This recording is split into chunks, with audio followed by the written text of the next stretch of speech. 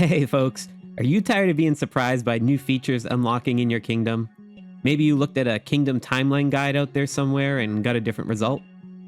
I remember I experienced this firsthand when I looked at every timeline guide I could find that all said Generation 3 heroes come on days 105 to 120. But, as you could see in my 7 tips for the first 100 days of Kingshot video, linked below in the description, my kingdom actually unlocked Gen 3 heroes on day 101. And for whatever reason, my kingdom's been out of sync with a lot of the timeline info out there, not just Generation 3 heroes. And I mean no disrespect to any of the creators who've made these timelines. I'm good friends with some of them, and I still think it's very helpful work that's directionally correct for things like predicting when the next heroes will roughly arrive. It's also a super hard task to compile since it relies on unifying the observations of players across multiple kingdoms, which may or may not be correctly back-calculated by the reporting individuals. So what we end up with are generally accepted feature unlock ranges for new pets and heroes and Truegold levels that are somehow both bigger than they need to be and don't capture all kingdoms' experiences. And whereas Kingshot is a game about strategic planning, uncertainty of what's going to happen in your kingdom timeline specifically for you makes planning harder. And the only way to get a better answer for yourself than those guides or what you can see in the in-game calendar would be to do something insane, like build a data model that captures all 2,000 plus kingdom start dates and isolates the logic of how every single progression milestone unlocks across each one. And, well, if you've watched my channel before, you know exactly where this is going. So let me just get to the punchline. I did that. I'm not going to show the data model this time since when I did that in my Kingdom Transfers video linked below in the description, it allowed other websites to clone my work, complete with the poison pill data I placed in it and all. Fortunately, my buddy Zbrave has coded everything in at our optimizer website into a new, easy-to-use Kingdom Timeline module. And the premise is real simple. You enter in your kingdom number, push show timeline, and you instantly get a timeline generated of when everything unlocks in your kingdom, both historic and in the future.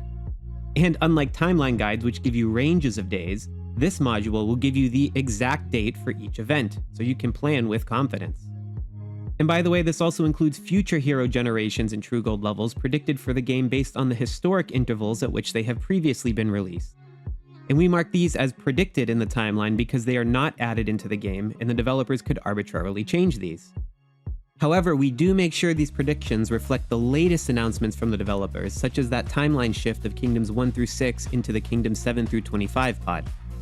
That one almost broke my brain when I was trying to code into our data model that it would only work at the right effective date onward. And please note that this is notably different than something like Gen 5 heroes, which we do not call predicted, even if they haven't unlocked yet in your kingdom.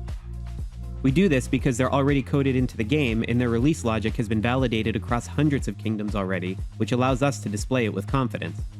And if you haven't seen my review video of Generation 5 heroes, then you can check it out at the link below in the description, or simply click on the YouTube link on the milestone box of the optimizer. And you can do this for any milestone for which I have a video guide if you want to learn more about that event, as well as select the little arrow to see any notes on that particular milestone. Please note that there are some edge cases which might make the date in-game look slightly different to you than what is reported on our timeline.